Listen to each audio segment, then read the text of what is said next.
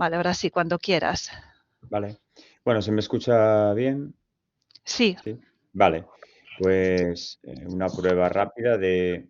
¿veis mis diapositivas cambiar, verdad? Ujú. Sí, sí. Perfecto. Bueno, pues nada, muchas gracias por invitarme a esta charla, que espero que os sea de provecho, ¿no?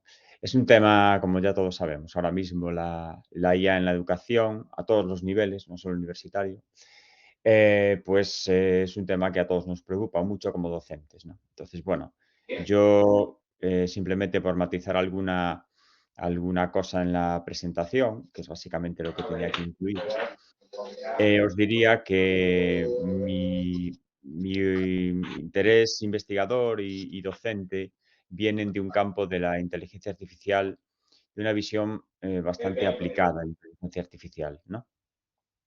Me estoy refiriendo al trabajo que realizo en mi grupo de investigación desde hace muchos años y a las asignaturas que imparto. Casi todo ello relacionado con la aplicación de la inteligencia artificial en distintos campos de la industria y de la ingeniería, ¿vale?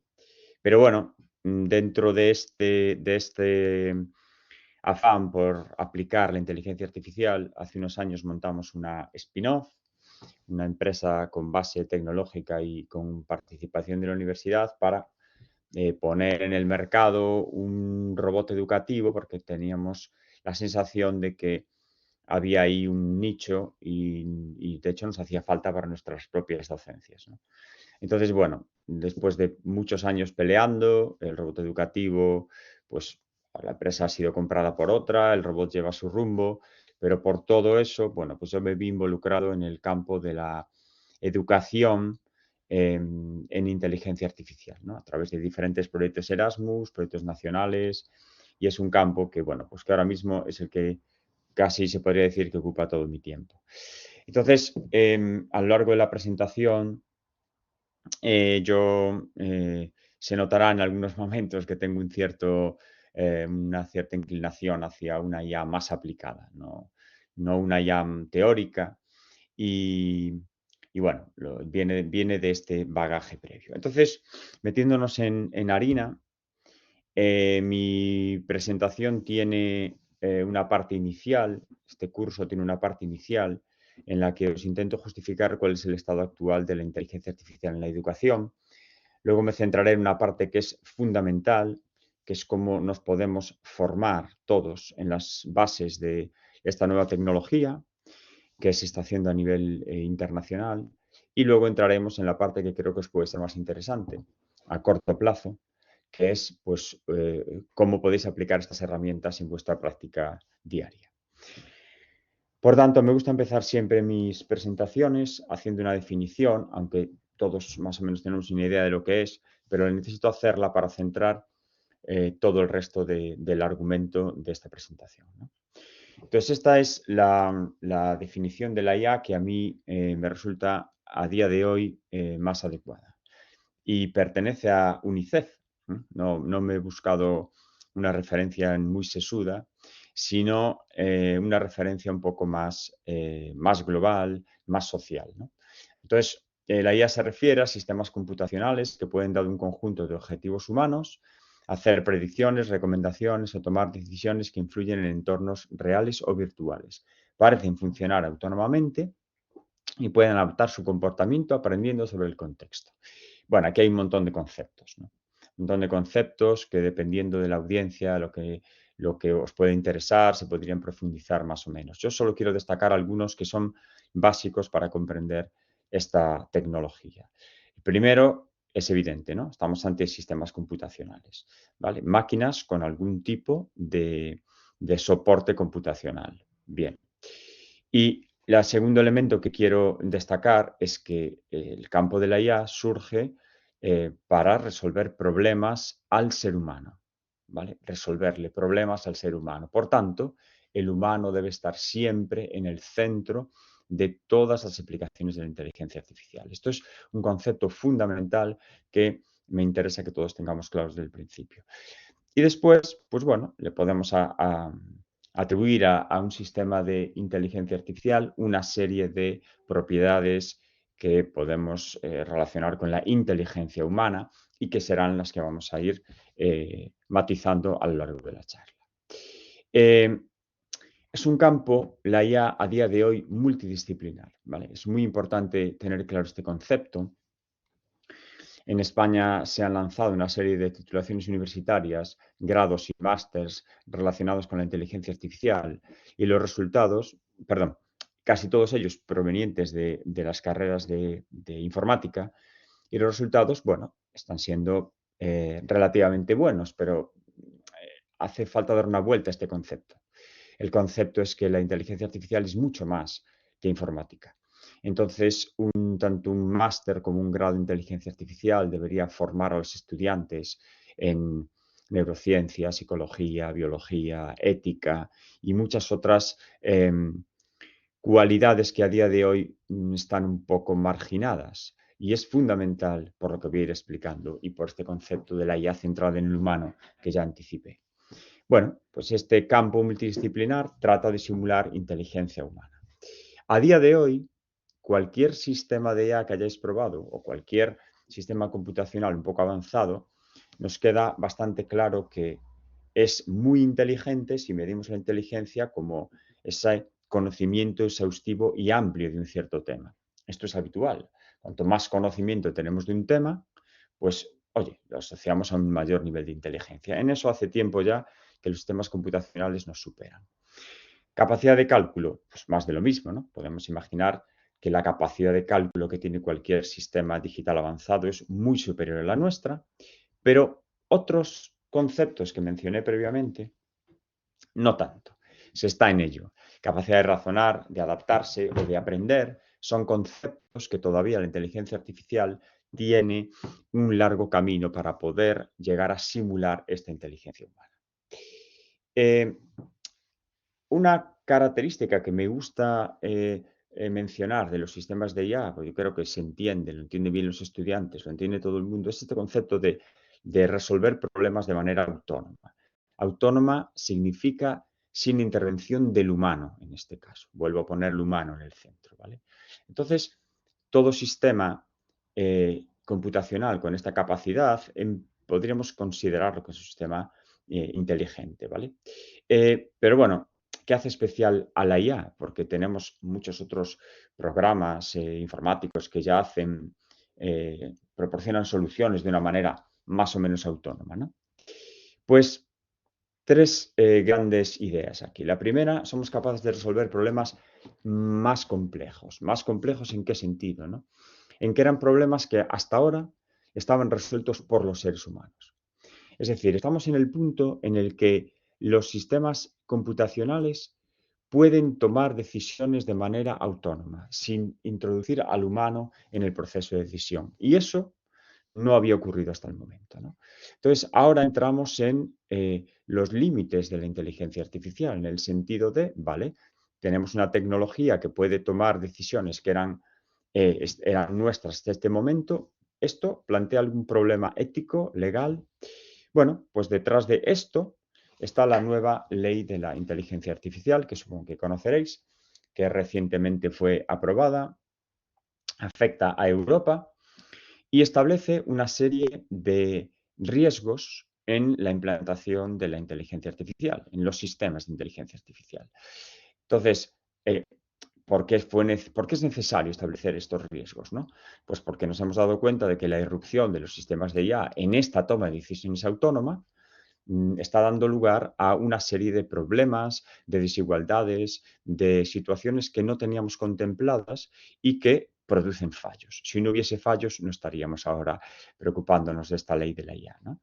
Bien, existe una estrategia a nivel nacional de inteligencia artificial, dentro de las cuales, bueno, pues hay diferentes iniciativas para, a nivel de España, legislar cómo es el acceso de la inteligencia artificial en los diferentes estamentos sociales y de aplicación. Pero bueno, todo esto depende de la ley europea. Por tanto, a nivel de España, básicamente lo que se podrá hacer serán normas específicas, pero el marco global es europeo. Bien, ocurre que a día de hoy y en el corto plazo la manera de introducir la inteligencia artificial en los diferentes ámbitos, por supuesto en la educación también, será con este concepto de human in the loop, es decir, el humano estará en el proceso de decisión. Se trata de evitar esta toma de decisiones autónoma en aquellas situaciones en las que la toma de decisiones autónoma sea problemática, ¿no? Esto trae consigo que la responsabilidad de la aplicación y del uso de los sistemas de IA será una responsabilidad propia del propio usuario, del humano, del profesor, del profesional, dependiendo de cada caso, ¿no? Porque hay que tener en cuenta un concepto muy importante y es que la IA es una tecnología, es una herramienta, ¿no? que per se no es ni buena ni mala, pero nos están invadiendo de mensajes sobre lo peligrosa que es la inteligencia artificial. Lo primero que hago yo es hablaros de una ley de IA que establece riesgos. Entonces, lo que quiero dejar claro aquí es que la gente que hemos trabajado durante años en inteligencia artificial no hemos tenido mayoritariamente el interés de hacer la IA para hacer el mal, ¿no? Pero el ser humano es bastante retorcido, ¿no? Entonces, yo lo que quiero, ¿por qué he empezado por aquí? O quiero justificarlo, es porque sí, la inteligencia artificial a día de hoy es una auténtica revolución, es mucho más que una herramienta por el uso que se le está dando a esta inteligencia artificial, ¿vale? Pero lo que tenemos que tratar de hacer y lo que tenemos que tratar de entender es que los beneficios de la inteligencia artificial en la ayuda a los seres humanos, vuelvo a poner al ser humano en el centro, superan en mucho los problemas, ¿vale? Por eso estamos legislando los problemas, para que salgan a flote solo los beneficios. Os pongo algunos ejemplos.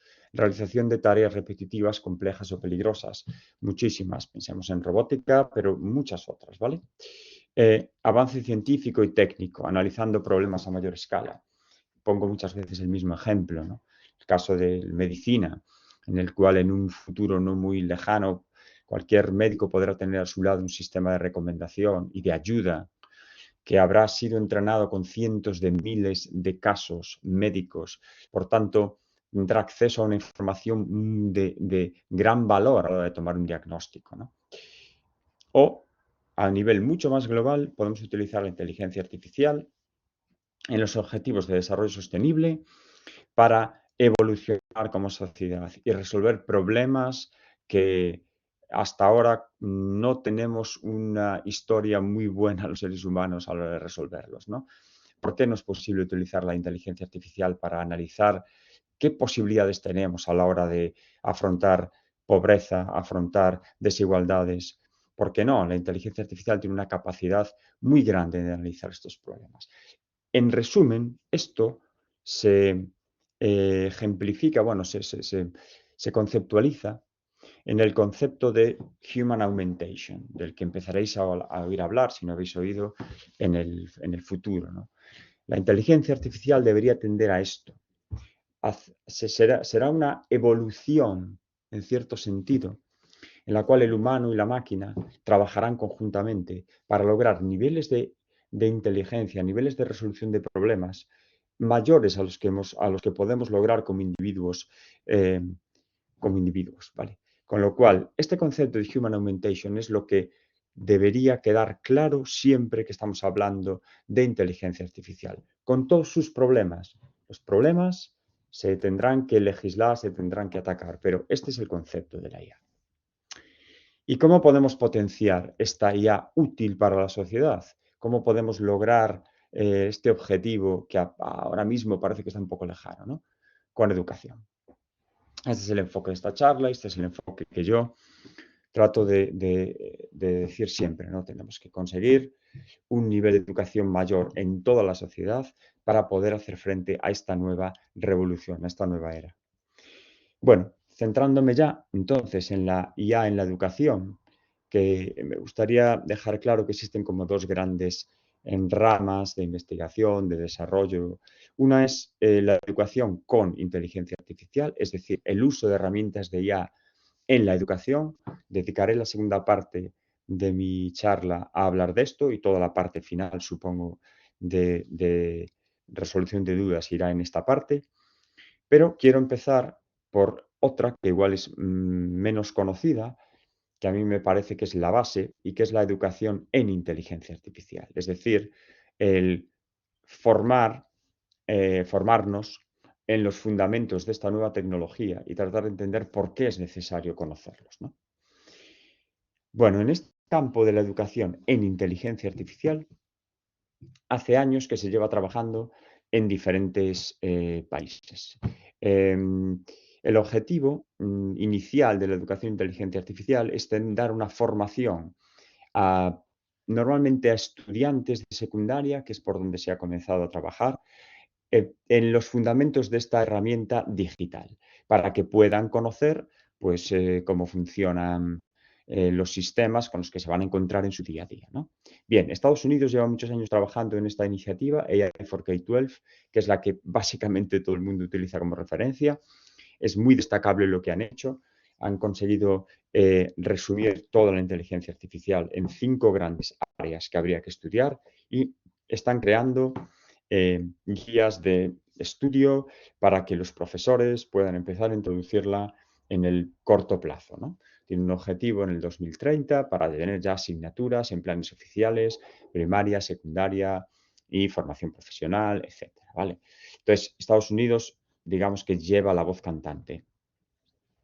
La UNESCO, a nivel global, siguiendo muchas de las indicaciones de Estados Unidos, también da sus recomendaciones sobre cómo se tiene que educar en IA, y Europa, pues bueno, un poco a rebufo de lo que hacen los demás, ha empezado a pedirle a los Estados miembros que se planteen este problema. Bien, durante el año pasado yo participé en un grupo de trabajo del European Digital Education Hub en el cual se nos pidió analizar este campo, ¿no? La educación en inteligencia artificial a nivel de Europa, a quién afecta y cómo la podemos llevar a cabo. Y la conclusión fundamental fue que nos hacía falta un nivel más en este esquema. Y es este nivel que ahora os muestro aquí, que se denomina educación para la inteligencia artificial. Es decir, lo que hemos establecido y lo que a día de hoy la mayor parte de las administraciones ya concuerdan que es la manera de introducir la inteligencia artificial es crear un primer nivel formativo que afecte a la mayor parte de la sociedad que podamos abarcar, secundaria, primaria, universidades, población en general, en el cual esté centrada en el impacto de la inteligencia artificial desde un punto de vista riguroso, los aspectos humanos de la misma, ciertos fundamentos técnicos con un enfoque de usuarios informados de la inteligencia artificial. Una vez que tengamos un núcleo poblacional con esta formación, no tendremos problemas en utilizar las herramientas de la IA de forma informada y entendida, comprendiendo lo que ocurre, y tampoco tendremos problemas en formarnos más desde un punto de vista técnico en la inteligencia artificial para crear esta masa de trabajadores que nos hacen falta en este campo en el futuro. Cuando hablamos de educación para la inteligencia artificial, tenemos que tener claro de qué estamos hablando, por qué es necesario. Y para decir por qué es necesario, voy a tratar de poner un par de ejemplos que creo que ilustran este concepto, ¿no? Empiezo, por supuesto, por el famoso ChatGPT, ¿cómo no? El ChatGPT es el chatbot de OpenAI que todos conocemos. Tiene una serie de limitaciones, ¿vale? Una serie de limitaciones que son conocidas, aparecen en su página web, las habréis leído en un montón de sitios. Por ejemplo, pues crea resultados que pueden ser alucinaciones, se inventa cosas que no existen, puede tener algún tipo de falta de contexto, no tiene información demasiado actualizada. Entre estos problemas existen problemas relacionados con los sesgos, ¿no? Entonces, por ejemplo, aquí os pongo un ejemplo de un chat que hice recientemente que dice, traduce al inglés, como jefe de la empresa aceptó el reto, este texto, ¿no? Y me dijo, as the head of the company, he accepted the challenge. Y yo le dije, no tengas de género. Me puso, they accepted the challenge, pero no está correcto. Eso es directamente incorrecto porque estaba en singular. Y entonces me dijo, bueno, lo siento, una traducción un poco más fiable sería, as the head of the company, the person accepted the challenge. Bien, cuando nosotros analizamos este tipo de sesgos desde un punto de vista, y perdón con lo que voy a decir, de una ignorancia en cómo funciona la inteligencia artificial, podemos pensar que esta es una herramienta muy avanzada, que ya no puede cometer estos errores, que esto es algo que es un fallo de los técnicos que crearon la herramienta. Y lo que tenemos que entender es que estos sesgos ocurren por cómo es el proceso de aprendizaje del campo del aprendizaje automático, cómo funciona la inteligencia artificial, a vastas generalizaciones a bases de muchos casos de uso, ¿vale? Tenemos que entender que esos sesgos ocurren porque no están correctamente balanceados los datos y sí, se puede solucionar.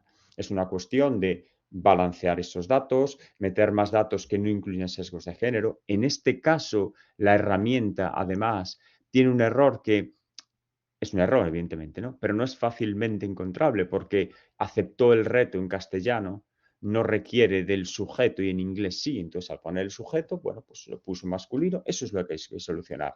Pero lo que no puede ser es que demos la imagen y menos, perdón, la información y menos nosotros como docentes de que la inteligencia artificial es como un ente y que falla, no funciona, pero no sabemos por qué. Sí, debemos de saber el por qué. Esto ocurre por esto y esto se va a solucionar. Y hay maneras de tratar de que esto, de mitigarlo en cierta medida, ¿no? Esto es lo que acabo de decir. El chat GPT se basa en el uso de técnicas de aprendizaje automático y el aprendizaje automático tiene una serie de pasos que son bien conocidos, están totalmente formalizados y en esta educación para la inteligencia artificial lo que se trata es de dejar claro que todos deberíamos conocerlos para luego poder valorar lo que está pasando y poderlo a su vez explicar o transmitir, ¿no? Debemos conocer los fundamentos para hacer un uso apropiado de la tecnología y más de esta tecnología, porque resuelve problemas que hasta ahora solo resolvíamos nosotros. ¿De acuerdo? Bien, una segunda justificación de por qué tenemos que hacer esta educación para la inteligencia artificial tiene que ver con todos estos discursos que nos encontramos todos que atribuyen a los sistemas de IA cualidades humanas, lo que se denomina antropomorfismo.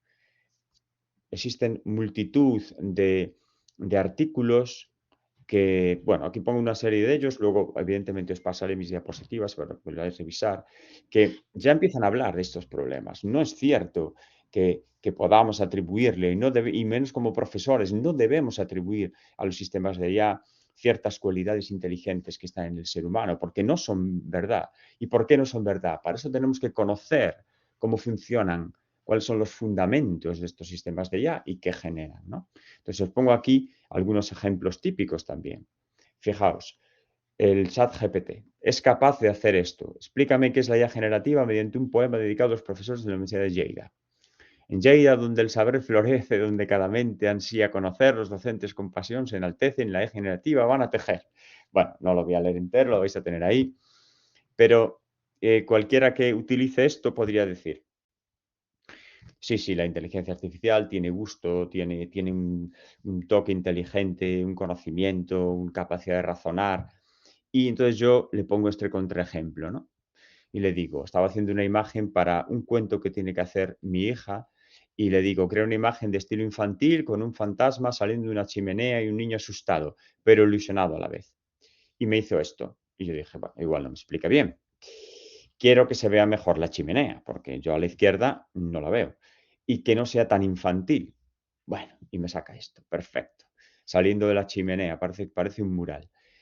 Continué. Tienen que estar dentro de la casa y el fantasma tiene que salir de dentro de la chimenea. Y eso es lo que obtenéis. Yo ya me estaba empezando a decir, pero vamos a ver, vamos, dónde está aquí la inteligencia? Seguimos. Mejor, pero quiero que el fantasma salga de dentro de la chimenea, de donde el fuego. Bueno, más o menos, venga. Y un último intento. Mucho mejor, pero que el fantasma esté saliendo dentro del fuego. Por cuarta vez me faltó decirle, ¿no? Y me ha hecho un fantasma on fire, ¿no? Vale, entonces, bueno, desistí un poquito porque dije, ¿de verdad esto os parece inteligente? ¿De verdad creéis que con un uso un poquito elaborado de la inteligencia artificial, de estas herramientas, le podemos atribuir estos antropomorfismos tan habituales? ¿Creéis que comprende lo que yo le estoy diciendo? ¿Creéis que reflexiona sobre que se lo he preguntado 4 veces? ¿Creéis que tiene algo de empatía conmigo por el tono en el que le escribo? Bueno, entonces, hay que educarse para la IA, sobre todo como docentes, si luego queremos poder hacer eh, un uso adecuado de este tipo de herramientas. Pero la IA es mucho más que ChatGPT, ¿vale? Vengo aquí a mi base en robótica y de ingeniería. La IA son todas estas cosas que tenéis delante. Y si no son todavía, lo van a ser en el corto plazo, porque por temas legislativos algunas no están, no son legales a día de hoy, ¿no? Pero nosotros, nuestros estudiantes, la sociedad en general, se va a encontrar con sistemas de inteligencia artificial en el mundo real, ¿vale? No en el mundo de nuestro ordenador. Y una educación para la inteligencia artificial es, por tanto, más que básica para poder afrontar los retos a nivel social. ¿Cuál es el primer paso? Que yo lo he ido dejando un poco en el aire mientras hablaba. Pues formaros a vosotros, formarnos a nosotros como docentes, ¿no? Eh, no existe a día de hoy ningún programa específico de formación de docentes en inteligencia artificial. Existen guías y recomendaciones. Yo pongo aquí las que me parecen mejores. Digicom 2.2, que es de la Comisión Europea, en el cual se establecen cuáles son los conocimientos, habilidades y actitudes que deben tener los docentes para enfrentarse a la inteligencia artificial y da una serie de, concretan una serie de habilidades y conocimientos fundamentales, ¿vale? A nivel de UNESCO, que es muy activa en todos los temas de inteligencia artificial en la educación, se está elaborando una guía de competencias para profesores y para estudiantes, todavía está en periodo de elaboración. Todas estas cosas que hace la UNESCO, luego la Comisión Europea las hace suyas y al final acaban revirtiendo en, en los países, ¿vale? Entonces, bueno, son unas ideas básicas. Solo quiero dejar el concepto aquí de que se está trabajando en esto, pero todavía no tenemos nada definitivo. Un paso más allá, pero relacionado con esto, está en que esta formación de docentes es necesario para nuestros estudiantes, ¿no? A nivel preuniversitario existen planes de educación digital en los cuales se empiezan a incluir materias y, y bueno, pues, programaciones básicas, currículos básicos de inteligencia artificial. Y a nivel universitario estamos un poco verdes, pero cada universidad es un poco un mundo, me atrevería a decir que cada titulación también. Y sí es cierto que también en el corto plazo muchas tendrán que trabajar en incorporar asignaturas específicas o en ciertas asignaturas el uso de herramientas de inteligencia artificial para que los estudiantes puedan formarse en algo que les va a ser necesario en su futuro laboral, ¿no? A nivel de la población general, dentro de este concepto de lifelong learning que tanto se lleva ahora, sobre todo en Europa, pues habrá que poco a poco percolar toda esta formación en inteligencia artificial hacia personas adultas y hacia profesionales en estos procesos de reciclaje, ¿no? Es lo que un poco se trata de llevar a cabo mediante estas microcredenciales, que dejo ahí una referencia también por si no las conocéis. Son pequeñas formaciones que vas acumulando a lo largo de la vida y te permiten reciclarte. Para todo esto siguen haciendo falta docentes. Por eso comentaba que era el primer paso. En lo que nos afecta a nosotros de la educación superior, existe un documento de la UNESCO que me parece muy interesante porque plantea cuáles son los problemas fundamentales que tenemos que abordar de la inteligencia artificial en las universidades, ¿no? Entonces, aparte de hablar de la inteligencia artificial en el proceso de aprendizaje y enseñanza, que yo comentaré después, también se habla de la inteligencia artificial en la gestión, en la investigación, en el mercado laboral y cómo tenemos que preparar a los estudiantes. Y todo esto partiendo de unas bases de ética en la inteligencia artificial que todos los docentes y todos los involucrados en el mundo universitario deberíamos empezar a conocer. En este sentido, en este documento, solo me voy a centrar en el punto 1, habla de desarrollar la capacidad interna, lo cual incide en esta educación para la inteligencia artificial, de la que no paro de repetir. Otros puntos tienen que ver con marcos políticos, innovación en pedagogía, promover la aplicación de la IA y movilizar el conocimiento a nivel social, que son tareas que tiene que hacer la universidad en el marco de la IA, que tenéis en el documento y que podéis revisar si realmente os interesa. Como conclusión de esta primera parte, la IA impactará en todos los sectores de la sociedad. Muchas veces me preguntan, ¿la IA es una herramienta o es una revolución? Es una revolución, ¿vale? La educación para esta nueva realidad social es la clave, como casi siempre, ¿no? Tenemos que conocer para poder luego utilizar cualquier tipo de herramienta. Y por tanto, debemos formar a los profesores para poder pilotar este cambio. Por tanto, como docentes, os toca o nos toca este ciclo continuo de aprender, desaprender y reaprender. Y ahora estamos en una fase, en una era donde casi me diría que más que nunca. En la segunda parte, una vez que os he contado que todos deberíamos formarnos en los fundamentos de la IA, vamos a empezar a hablar de cómo podemos aplicar las técnicas de inteligencia artificial, las herramientas, sobre todo las más recientes, en la práctica docente, ¿no? Y luego, evidentemente, comentaremos muchas de estas cosas porque esto tiene muchísimas aristas y está todavía un poco verde. Primero tengo que hablar un poco de la IA generativa, ¿no? Que la IA generativa ha sido el boom que ha traído consigo este nuevo paradigma, esta nueva realidad, ¿vale?, en la que nos encontramos.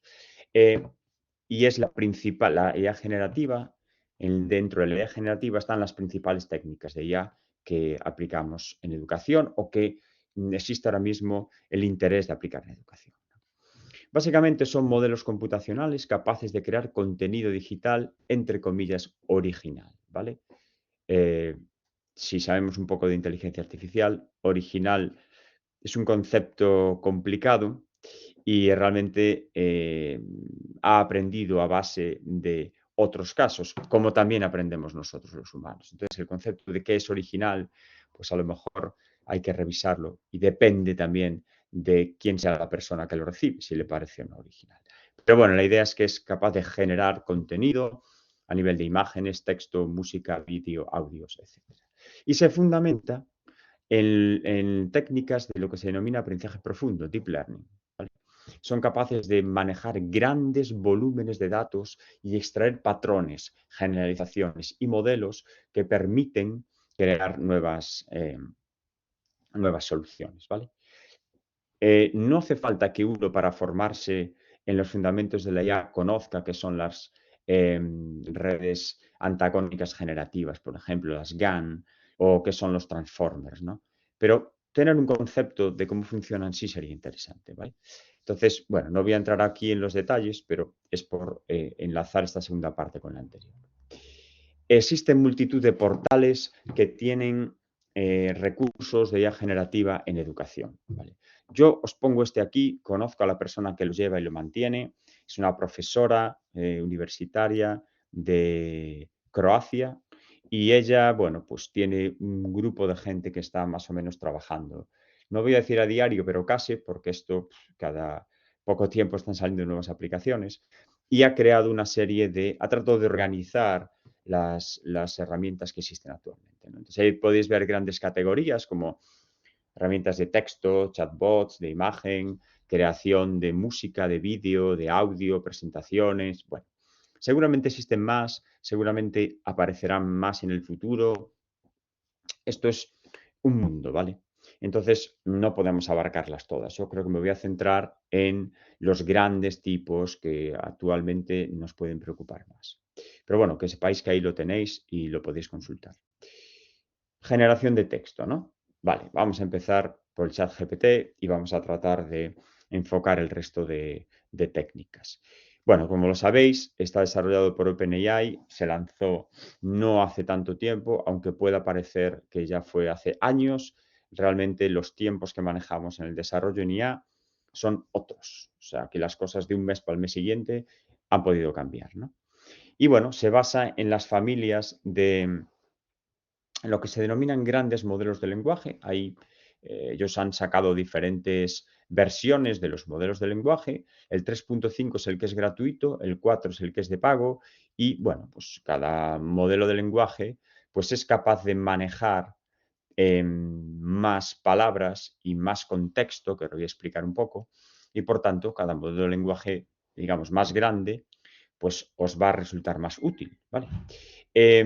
Realmente hay que entender así a nivel general qué hace un chat GPT y es que básicamente el modelo predice la siguiente palabra en una cadena de texto a partir de un contexto y una serie de probabilidades y va generando un texto que suele tener un cierto sentido, ¿vale?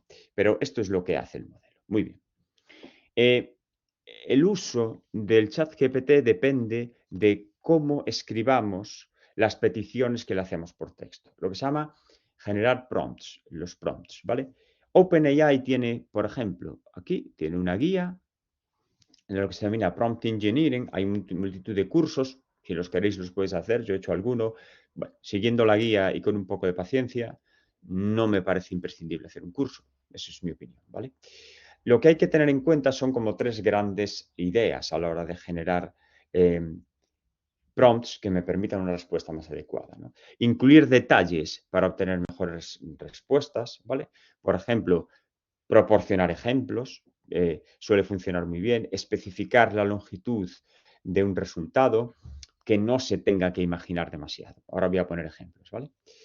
Pedirle al modelo que adopte un rol, dependiendo de lo que queráis, de la perspectiva que le queráis dar al resultado, o incluso dependiendo del nivel que queráis obtener, le tenéis que acotar este rol y luego utilizar puntos, separaciones, para especificar en qué orden queréis que se genere la solución. Vale.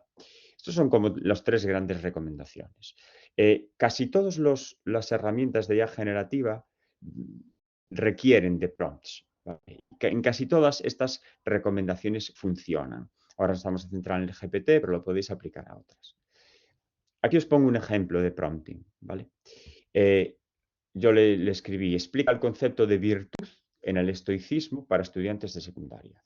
Pon ejemplos relacionados con la vida diaria, por ejemplo, con deporte. No uses más de 20 líneas.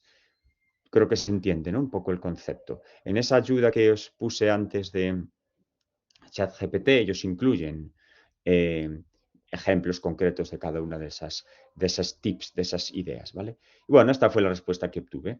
Es una respuesta que no tiene más de 20 líneas, que no utiliza un lenguaje muy complejo y que, bueno, pues a mí me podría resultar útil. Si yo a mayores quiero que el resultado sea, todavía me parece muy complejo el lenguaje, explicado de otra manera, pues lo hará.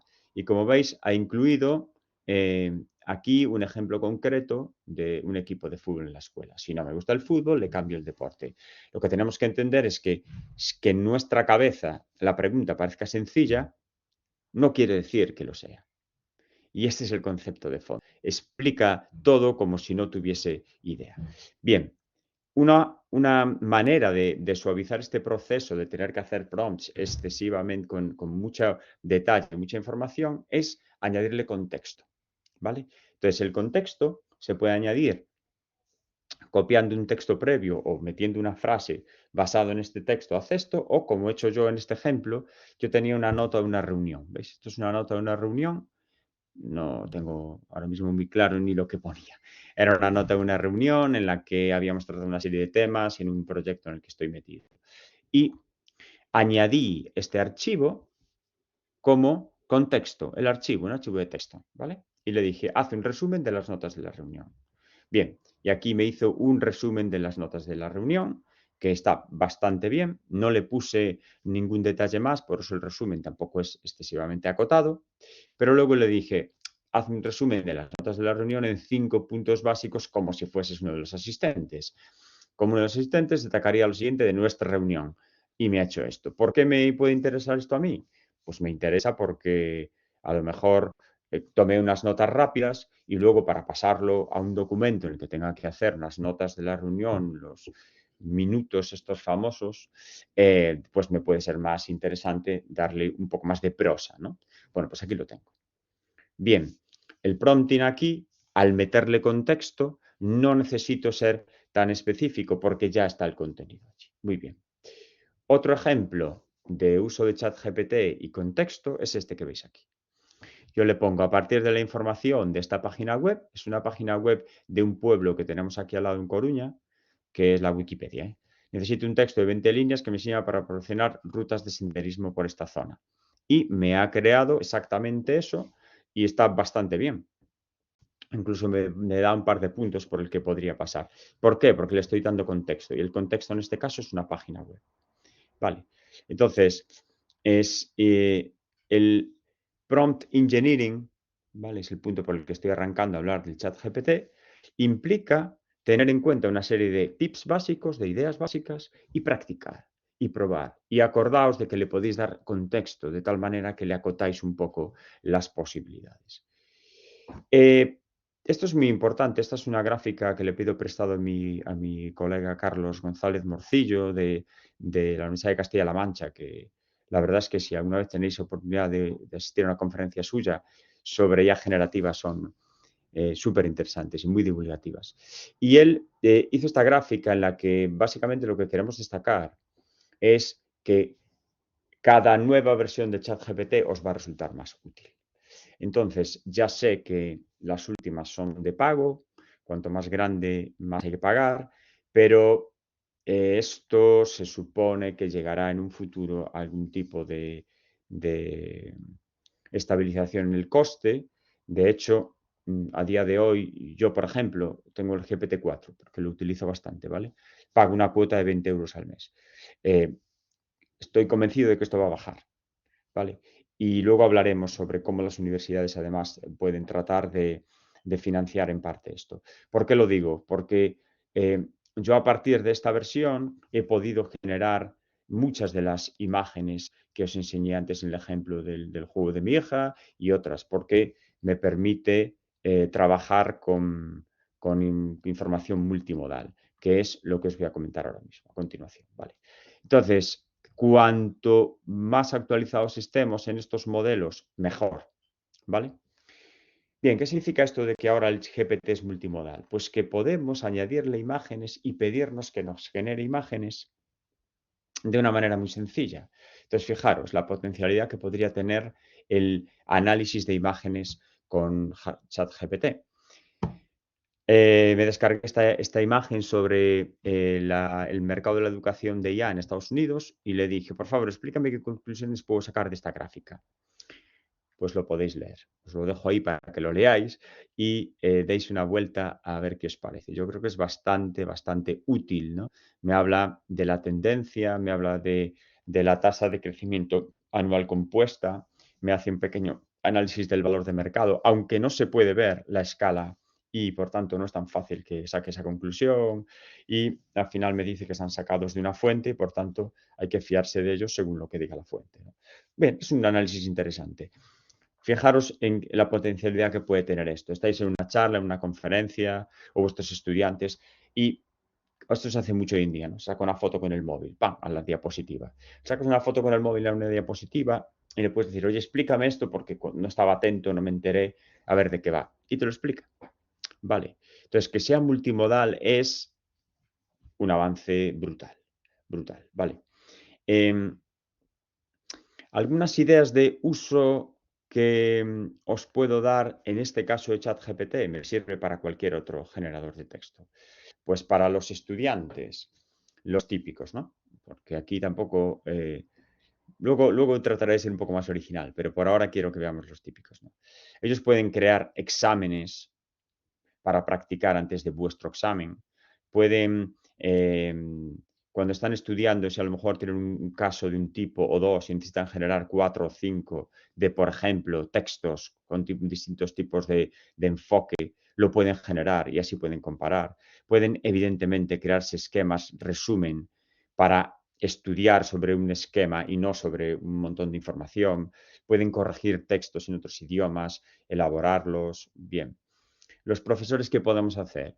Podemos crear temarios y planes de estudio, luego incidir en este concepto cuando hable de los GPTs.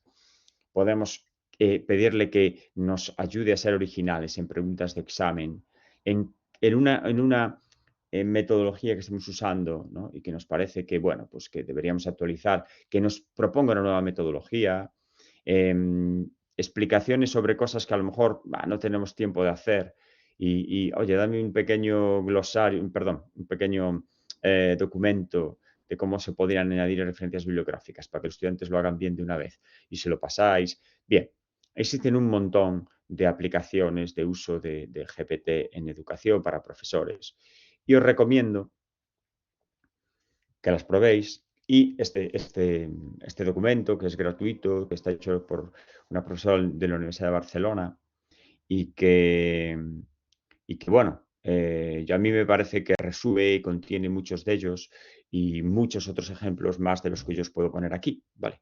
Entonces, es interesante que tengamos un sitio donde podamos mirar, tener alguna inspiración, pero más interesante es probar, ¿vale? Insisto, estas son recomendaciones del chat GPT, recomendaciones más generales las voy a dar después y las discutiremos. Os pongo aquí un ejemplo que me gusta de ChatGPT combinado con una herramienta que se llama Whisper, que también es de OpenAI, y que es para que veáis el potencial actual y el que viene. Ahora mismo Whisper, el acceso a Whisper, bueno, Whisper es una herramienta que permite trasladar voz a texto, ¿vale? Y funciona muy bien. Lo que pasa que, bueno, el uso actual es un poquito más complejo, te lo tienes que instalar en tu ordenador o tienes que acceder a través de una aplicación de pago. Pero es así hoy. Imaginaos este caso que voy a poner, ¿vale? Quiero generar unos apuntes, tanto como profesor como de estudiante, a partir de una conferencia que yo uso siempre como referencia o que me parece que resume muy bien una cierta línea. Este es un caso que hizo mi colega Carlos sobre la conferencia de José María Gay de Liébana, que era una conferencia que duraba 1 hora y 17 minutos, que te la puedes descargar de YouTube, y en Whisper le llevó 5 minutos transcribirla, ¿vale? Entonces, bueno, genera todo el texto, lo veis. ¿Qué ocurre? Que a veces se equivoca, tiene algunos errores en algunas palabras. Al final, lo que generó fueron 1882 palabras. Bien, eso una vez transcrito a texto, lo pasas por el GPT-4 en este caso y le dices que te lo corrija. Te lo corrija para arreglarle el orden sintáctico y algunos otros problemas que aparecían con algunas palabras. Y lo hace bastante bien. Y luego, Carlos le pidió esto. Actúa como profesor universitario, experto en economía aplicada, y quiero que hagas una tabla de contenidos de 5 secciones, cada una con 3 subsecciones, con frases extraídas de la intervención. No te inventes nada. Esto es un punto que es curioso porque, como sabéis, pues este proceso que tiene ChatGPT de que a veces inventa a partir del contexto, si le dices que no lo haga, no lo hace. Es curioso, pero es así. Es importante que el texto se base en el documento que te adjunto y si ves algún error gramatical, me lo corriges. Y bueno, pues efectivamente generó la tabla de contenidos que veis. Y también el contenido lo podemos generar. Entonces, pensemos en la potencialidad que tiene esto. Esto, en un futuro cercano, será una herramienta en sí misma. Transcribiremos audios, vídeos a texto, le podremos pedir que nos haga un resumen, un esquema de contenido y tendremos unos apuntes o un material pues muy valioso para trabajar sobre él, ¿no? Bien, esto es una combinación de una herramienta como ChatGPT con esta parte multimodal de la que os estoy intentando hablar, ¿no? Tenemos alternativas a ChatGPT, evidentemente. Tenemos alternativas como Llama 2, Perplexity, Gemini, Claude 2 y Mistral. A día de hoy el GPT-4, a día de hoy, a lo mejor dentro de una semana no digo nada, pues es el que funciona mejor y el que maneja mayor cantidad de palabras, ¿vale? En los diferentes idiomas, pues funcionan un poco diferente, pero bueno, en español, en alemán, en francés, en italiano, idiomas mayoritarios, funcionan bastante bien. Solo aquí hacer un inciso y es que sabéis que ChatGPT es propietario de OpenAI. De los que os puse antes, algunos son propietarios, otros son gratuitos, pero cada vez se tiende más en esto de los modelos de lenguaje a trabajar con herramientas de código abierto, ¿vale? Pues esto es un tema un poco más técnico a lo mejor, pero que sepáis que existe algunas plataformas como es Hugging Face, donde los desarrolladores pueden probar distintos modelos de modelos de lenguaje de manera gratuita y donde las compañías que trabajan con modelos de código abierto los están publicando continuamente, ¿no? Entonces existe mucha cultura detrás de este código abierto. Esto tiene muchos pros, se abre a todo el mundo la potencialidad del uso de herramientas de IA muy potentes y tiene algún problema. Y los problemas principales que está teniendo actualmente es que se está disparando un poco la piratería y el uso de los modelos de IA para, digamos, no hacer el bien, ¿vale? Pero bueno, esto es algo que también podríamos estar debatiendo sobre esto. La realidad es que existe una comunidad de código abierto muy importante y que muchos de esos modelos los podéis utilizar sin necesidad de utilizar ChatGPT, que es propietario. Bien, en cuanto a generación de imagen, bueno, existen diferentes herramientas, simplemente por tener el concepto aquí, no tengo claro cuánto de esto podéis utilizar en vuestras asignaturas. Midjourney, por ejemplo, que es una de las herramientas más populares, pues permite hacer este tipo de imágenes en las cuales, para que veáis, el prompt fue dentro de un tren en Rusia en el año 1900 por Apolinari Vasnetsov, perdón. Entonces, ¿qué ha hecho? Ha generado una pintura, se supone que original, con el estilo de este autor en un tren en Rusia en el año 1900. Ese es el estilo del autor. Pues los que seáis expertos en arte podréis decir si se parece o no se parece. Lo que me parece interesante es, pues, en ciertas asignaturas, poder utilizar esto para la generación de imágenes artísticas, ¿vale? Se generan muchos otros tipos de imágenes, evidentemente. Aquí tenéis un ejemplo con otra herramienta que es DALL-E, en la que yo le dije, crea una imagen que muestre cómo de relevante es la educación para entender la inteligencia artificial. Y la utilicé en la portada de esta charla. No sé si os gusta o no os gusta, a mí me parece que es interesante. Pone al hombre en el centro, que es una cosa que me interesa, al humano. Le podía haber pedido que fuese una chica, evidentemente. Y yo creo que un poco lo que trata de ilustrar es este concepto de educación para la inteligencia artificial, ¿vale? Os pongo aquí un ejemplo de actividad que da también una idea de cómo podemos combinar la generación de imagen con la generación de texto y alguna otra cosa. Esto es un ejemplo que nosotros utilizamos con estudiantes de secundaria, en este caso, para que generen una historia a partir toda con inteligencia artificial, ¿no? Entonces, la historia tenía que estar centrada en algunos de los objetivos de desarrollo sostenible. Entonces, fijaos, nosotros lo que hicimos fue generar un storyboard, una historia, ¿no? Con ChatGPT basado en un tema. Después, una vez que estaba hecho como el storyboard, los estudiantes utilizando Midjourney generaron una serie de imágenes asociadas a cada uno de los pasajes de esa historia. Si ellos decían que eran 5, 6, 7, generamos una banda sonora con una herramienta gratuita que se llama SoundRaw y convertimos el texto a voz con otra herramienta que se llama Eleven Labs. Por tanto, al final teníamos un texto, una imagen, una música y bueno, pues el habla transcrita, y en PowerPoint fuimos capaces Coralina, de montar esta historia, este paraíso tranquilo, donde cada ola cuenta una historia y cada brisa lleva consigo sus secretos. Después de varios años, Ana regresó. Sus ojos vieron lo que muchos ignoraban, el aumento de turistas que, sin darse cuenta, dejaban huellas en las mismas arenas que amaban. Ana convocó a pescadores, artesanos y lugareños apasionados. Juntos crearon la Alianza Ecocostera, una chispa de esperanza para cuidar de Coralina y su entorno. Colocaron carteles, recolectaron plástico y se pusieron manos a la obra. Acciones pequeñas pero con un impacto que resonaba como las olas contra la costa. Además, Ana, con la ayuda especial de una brigada de niños y niñas, enseñaron a los turistas a ser visitantes responsables, cuidando este rincón único y mágico.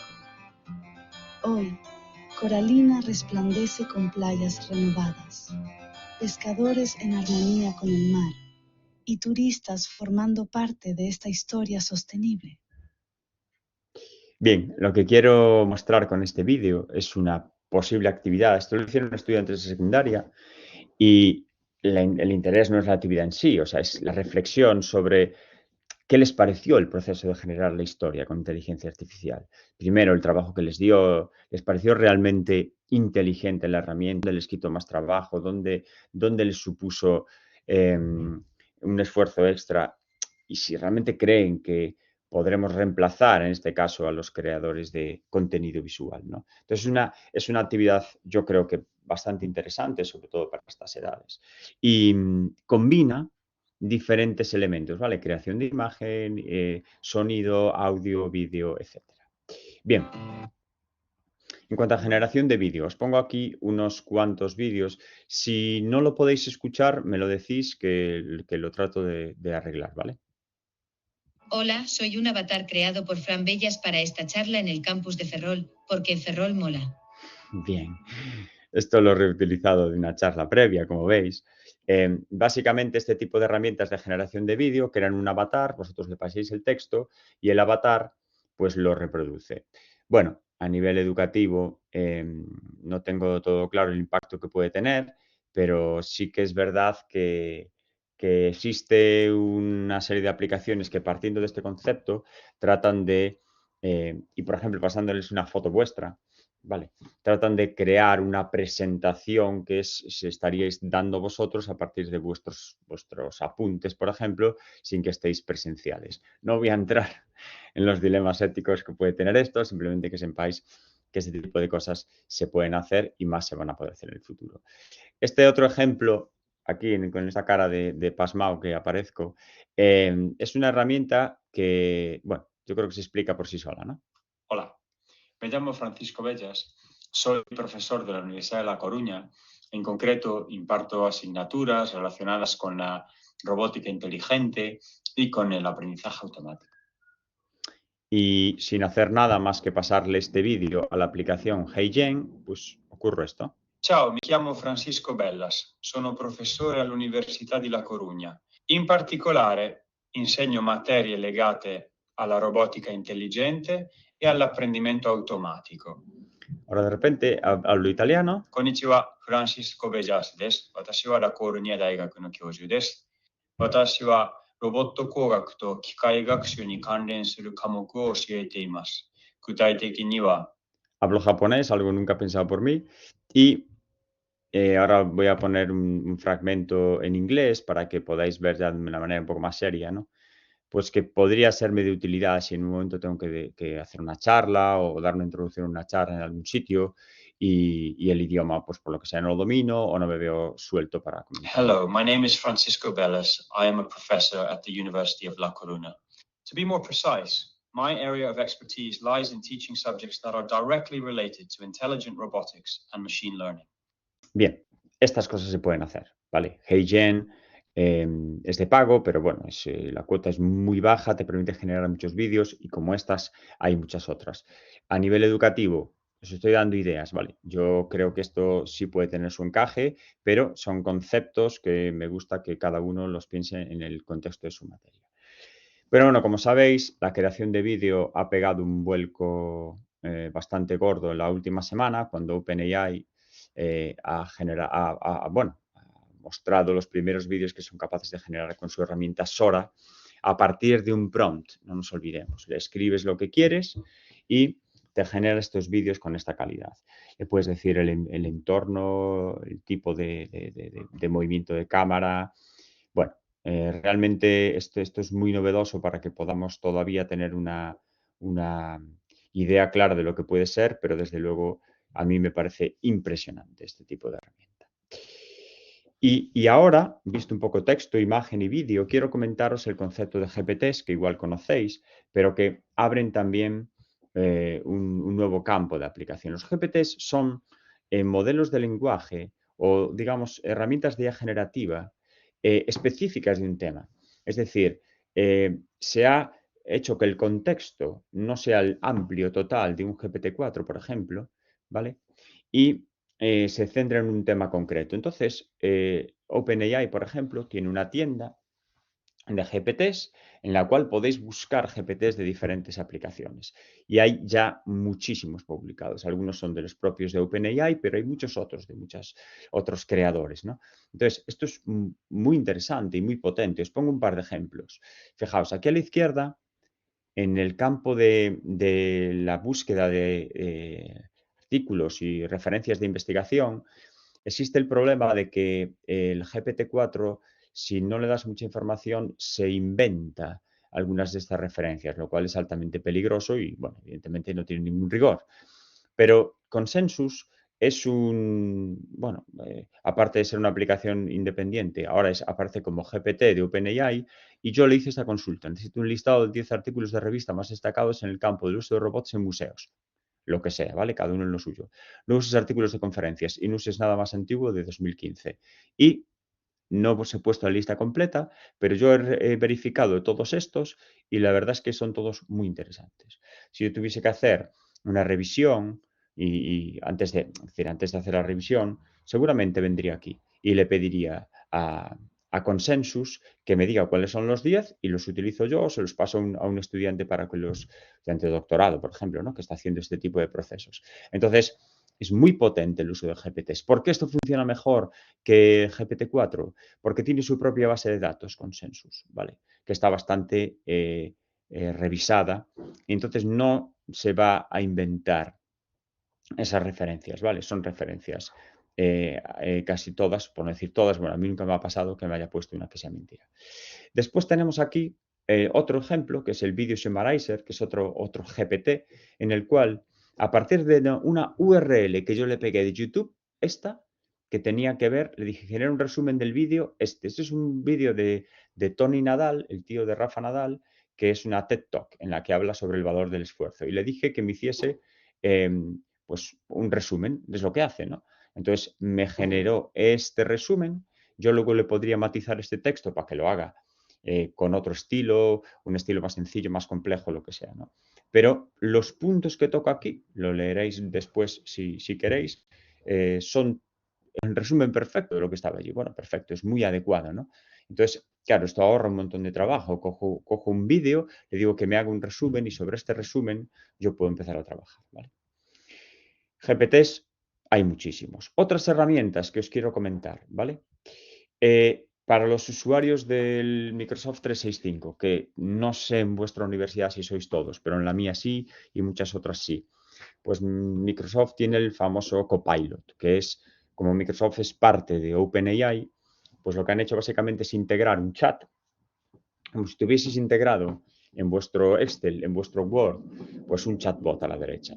¿Qué ventaja tiene respecto a utilizar el Copilot por separado o utilizar GPT-4 o cualquiera de estos? Pues la ventaja es que le puedes hacer preguntas específicas sobre el Excel. Entonces le dices, bueno, de esta tabla genérame una gráfica de pivot chart con este estilo, bla, bla, bla, y te genera la gráfica y te queda ahí. ¿Me entendéis? De tal manera que es muy útil, muy práctico cuando tú estás trabajando en este ecosistema, ¿vale?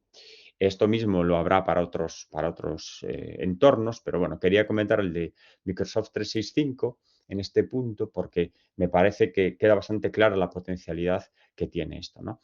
Los hay equivalentes al Moodle o a otra herramienta que utilicéis en vuestra universidad para la gestión de estas aulas virtuales.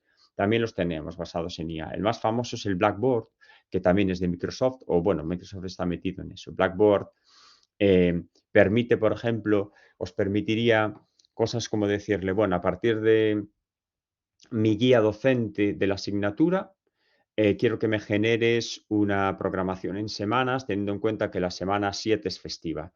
Y él coge la programación de la asignatura y os lo adapta al nuevo calendario.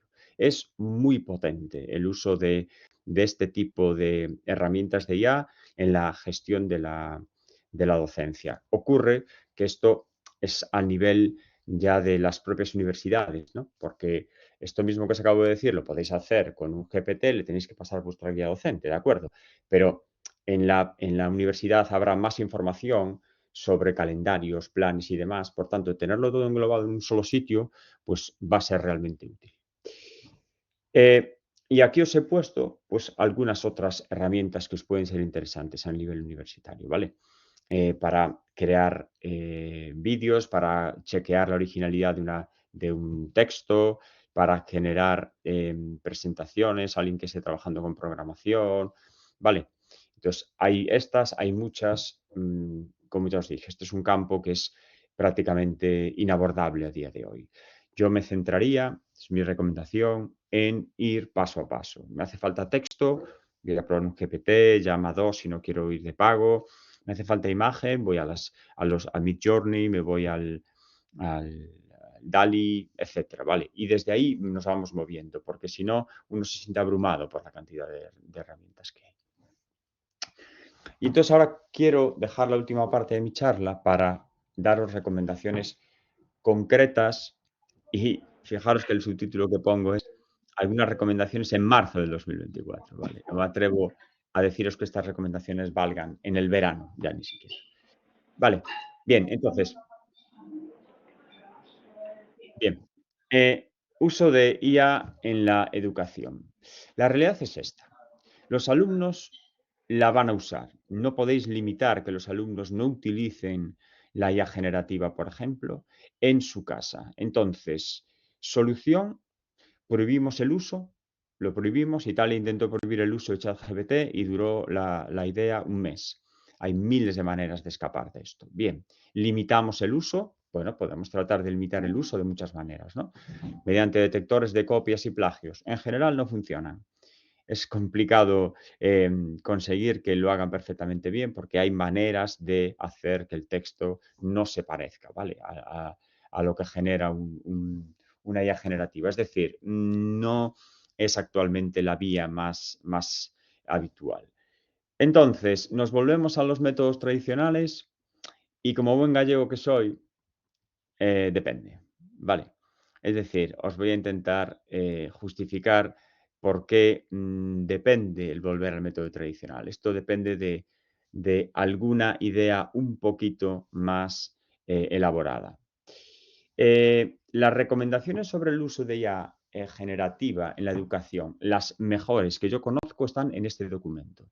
Tenéis ahí el enlace y en ellas se tocan aspectos éticos de propiedad intelectual, de si debemos reutilizar conocimiento de otros, de cómo podemos hacer para que las respuestas sean realmente creativas, se proponen nuevas metodologías, métodos de evaluación y procesos de pensamiento para hacer frente a estas herramientas. Entonces, esta es la guía actual que a mí me parece que se puede mencionar. De esta guía, de otros guías que yo he leído y de mi propia experiencia, os voy a comentar ahora una serie de cosas. La idea básica es que debemos establecer unas líneas rojas en el uso de la IA en la educación. Cada uno tiene su materia y sabe cuáles son las habilidades y conocimientos básicos que el alumno debe adquirir al terminar esa materia. Y si no lo tenemos claro, es el momento de replantearnos cuáles son y de pensar, bien, lo estoy consiguiendo con las metodologías actuales y cómo me impacta el uso de, por ejemplo, ChatGPT en mis metodologías. Eso es el paso número 1, ¿no? Tratar de ver cuál es la línea roja donde yo no quiero que pasen, ¿no? Bien, podemos evaluar en el aula sin utilizar la tecnología. Eso es algo que yo, por ejemplo, hago. Yo doy una asignatura de programación de ordenadores en primero de carrera. El ChatGPT para la programación es muy bueno. Entonces, yo este año, los alumnos, tengo claro que quiero que adquieran unos conceptos básicos de programación sin utilizar la tecnología. Quiero que estén en su cabeza. Quiero que aprendan esas habilidades porque lleva tiempo aprenderlas. Eso voy a incidir ahora. Entonces, mi evaluación es en el aula. No tienen el ChatGPT delante. Si lo quieren usar en el proceso de aprendizaje, que lo usen. A mí no me importa, pero seguramente fracasarán y ellos lo saben. Entonces, esto ya desmotiva el uso. Entonces, una opción es evaluar sin la tecnología. Otra opción es integrar la IA en la evaluación. Voy a comentar ahora alguna idea. Pero tened en cuenta esto. Somos Homo sapiens, ¿vale? Somos Homo sapiens. Y el aprendizaje en nuestro cerebro requiere tiempo. Por tanto, la IA no debe nunca en ningún caso acelerar, no va a poder acelerar estos procesos de aprendizaje. Os pongo el ejemplo que yo más conozco. Las estructuras mentales que un alumno tiene que hacer, tiene que crear, perdón, que obtener en temas de cálculo, requieren de mucho tiempo haciendo cálculos. Y yo quiero que las obtengan, porque son necesarias para otras asignaturas y para otros usos que van a hacer en las carreras de ingeniería más adelante. Entonces yo no puedo permitir ahora mismo, no puedo decirles, utilizáis la IA generativa para resolver ecuaciones, para resolver cálculos. No puedo, porque a día de hoy, no sé si esto cambiará en futuro, en su futuro laboral se lo van a exigir, tienen que tener ese conocimiento. Pero voy un paso más allá. Esas estructuras mentales que ellos generan a nivel de cálculo les permiten cuando después en el uso real tienen un problema, comprenderlo con una perspectiva mucho más acertada. Y eso es algo que sabemos y nos lo dicen los profesionales que trabajan con ellos. Por tanto, a día de hoy, este proceso de ser Homo sapiens y tener que aprender en los tiempos que hay que aprender, la IA no me lo puede variar, ¿vale? Entonces, estos son dos conceptos fundamentales, el tiempo y las líneas rojas. Pero yo creo que tenemos que entender cómo aprendemos, ¿vale? Y para cómo aprendemos, para mí el referente en España es Héctor Ruiz Martín, que es, él es neurocientífico, trabaja en CSIC y tiene una serie de libros publicados. Y Héctor explica muy claramente en sus libros que existen tres elementos fundamentales para el aprendizaje, ¿vale? El primero es la evocación. Aprendemos no por repetición, no por estar repitiendo un concepto 100.000 veces, sino por evocar ese concepto a la hora de aplicarlo en algo. Eso consigue impriming en nuestro cerebro, que realmente es como aprendemos y retenemos lo aprendido. Una segunda estrategia es la elaboración. Cuando pensamos sobre algo y tenemos que elaborar a partir de esa idea de la que pensamos, pues a mayores, una derivación de ese concepto, ahí también aprendemos.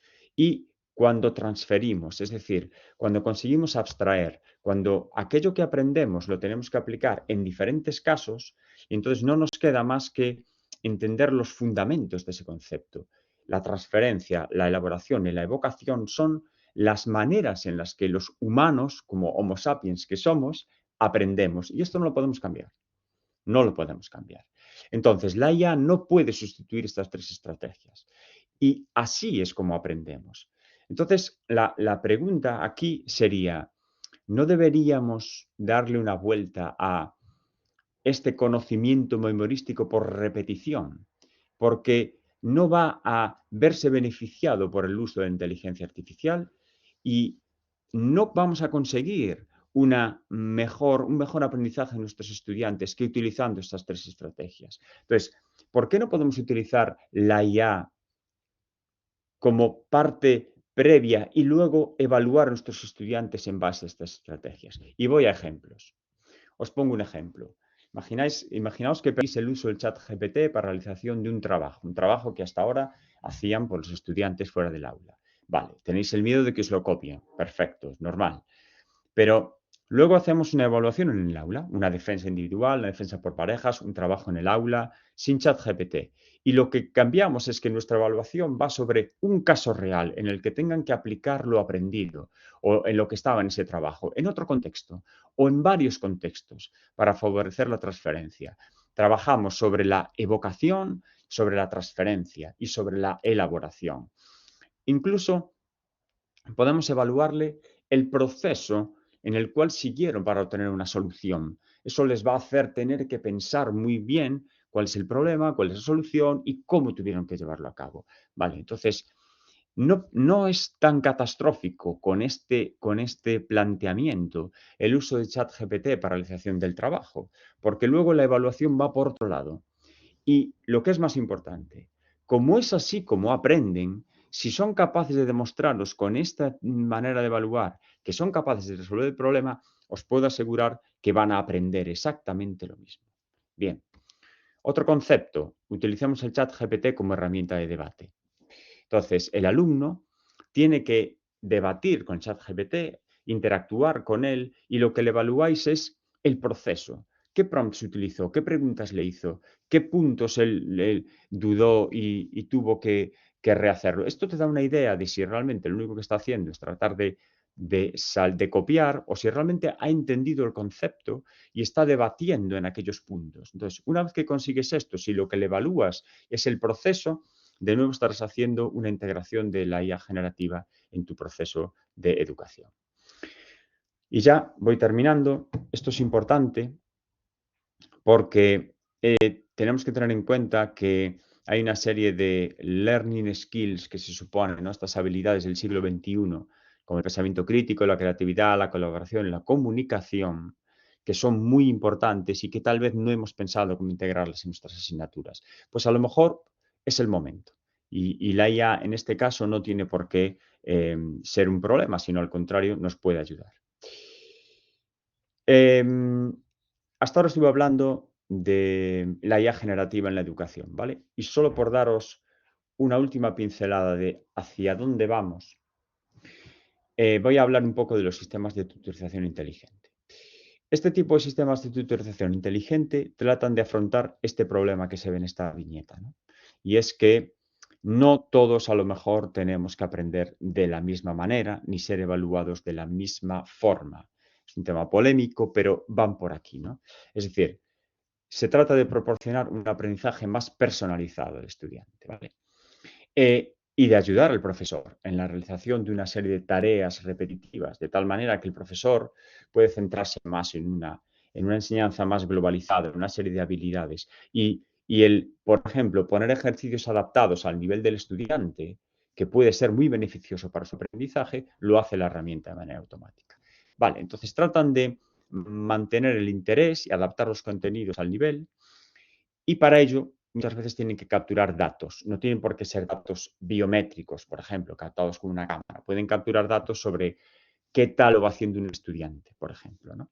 Para eso se perfila el estudiante y este tipo de sistemas de tutorización inteligente, que hay varios, son herramientas en las que tienes como perdón, una interfaz, te van proponiendo ejercicios adaptados, etcétera, ¿no? Esto no es necesariamente IA generativa, ¿vale? Hay más cosas aquí detrás. Sí hay aprendizaje automático, pero hay un montón de otras tecnologías que, como no hay IA generativa, sigue un ritmo de desarrollo un poco más lento, pero ahí están. Ahora os pongo aquí un vídeo en el que podéis ver un usuario con unas gafas de realidad virtual en uno de estos sistemas de utilización, en este caso para aprender a tocar el piano, que le va mostrando a su ritmo pues las notas que tiene que ir tocando en una especie de mundo virtual, pero el piano es de verdad. Vale, sí, bastante interesante estos conceptos. Y ahora llegamos a el cierre final de esta parte, que es, vale, y entonces, ¿cómo se pueden fusionar los sistemas de tutorización inteligente con la IA generativa? En eso están varias compañías, pero sobre todo Khan Academy y OpenAI. Khan Academy es la principal empresa de formación online del mundo y OpenAI es OpenAI, ¿no? Entonces, ellos han desarrollado Khanmigo, que Khanmigo es un chatbot que se utiliza para educación. Aunque tenga un aspecto así infantil, no está pensado. De hecho, los usuarios tienen que ser mayores de 18 años. Entonces, Khanmigo, la idea que tiene es que vuestros estudiantes van a poder tener un chatbot para cualquier asignatura. Vale, este chatbot para cualquier asignatura básicamente les ayuda en el proceso de aprendizaje, no les da la solución. Eso es un concepto fundamental sobre el cual están trabajando, ¿no? Entonces, como no es tan sencillo que no te dé la solución, por eso todavía está en desarrollo, pero ya se está probando en Estados Unidos y la verdad es que funciona bastante bien. Khanmigo, con el concepto de GPT, que os dije antes, se podría hacer específico para vuestra asignatura concreta. De tal manera que el estudiante estaría preguntándole a Khanmigo, oye, me pones un ejercicio del tema 4 un poquito más complicado y se lo generaría, ¿vale? Entonces, esto es hacia dónde se va en gran parte de los sistemas de tutorización inteligente, ¿vale? Existen muchos otros chatbots para educación, existen los GPTs de OpenAI, pero quiero que os quedéis con esta idea. En cuanto a las consideraciones éticas y legales, tened en cuenta que les deberíais advertir a vuestros estudiantes, y vosotros mismos sabedlo, que todas las conversaciones pueden ser almacenadas y revisadas por los desarrolladores, a no ser que vuestro modelo sea un modelo local, en cuyo caso no ocurre nada. Estos modelos locales son aplicaciones que normalmente instalas en tu ordenador y que deberían advertirte de que no van a contribuir, a mostrar tus datos, ¿vale? Y otra cosa que es importante que tengáis en cuenta es que las aplicaciones, como los sistemas de tutorización inteligente, dentro de esta ley de la IA, se consideran algunos como de alto riesgo, ¿vale? Sobre todo si puntúan automáticamente, si evalúan a las personas. Y es con la evaluación que se les da, pueden luego tener decisiones de admisión en un curso más, en algún tipo de concurso, oposición o lo que sea. Es decir, eso todavía está en un proceso de legislación. Por tanto, es importante que tengamos en cuenta en nuestra aula que lo que queremos hacer con la herramienta de IA es actualmente legal, porque si no nos podemos meter en un problema.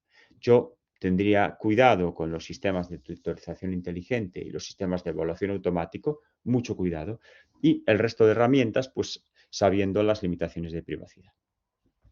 Existe una guía a nivel europeo sobre directrices sobre el uso de la IA y los datos, que yo creo que todos los docentes estaría bien que nos leyésemos, ¿vale? Para tener una idea de qué cosas podemos hacer y qué cosas no podemos hacer.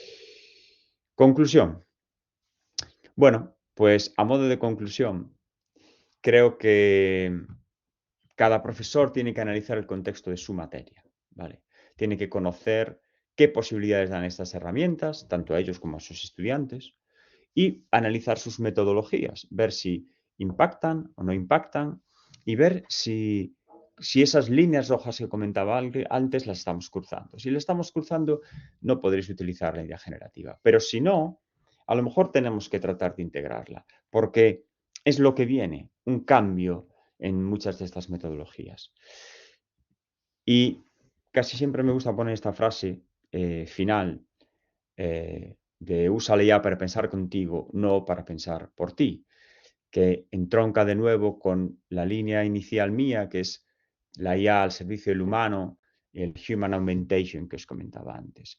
Tratemos de ver la IA como, la IA en este caso aplicada a la educación, como algo que os pueda hacer mejores docentes, que puede conseguir que vuestros alumnos aprendan más lo que tienen que aprender, que es para lo que estamos aquí, ¿no? Y si impacta en su proceso de aprendizaje, entonces no los utilicemos. Pero si no impacta o si encontramos la vía de que no impacte, deberíamos utilizarlas porque os van a dar un nivel superior en ciertas metodologías de aprendizaje, ¿vale? Yo las he probado, os puedo contar mis casos y creo que tienen mucho de positivo. Y esto es todo por mi parte. Voy a dejar de compartir la pantalla y si queremos hablar, hacer preguntas o lo que sea, pues yo estoy aquí dispuesto en la media hora que queda. Muchísimas gracias, Fran, por la explicación. Sí, si queréis ahora, no sé, por el chat o levantar la mano y podéis intervenir por micro. Por supuesto. Dudas, opiniones. Sí, Carles.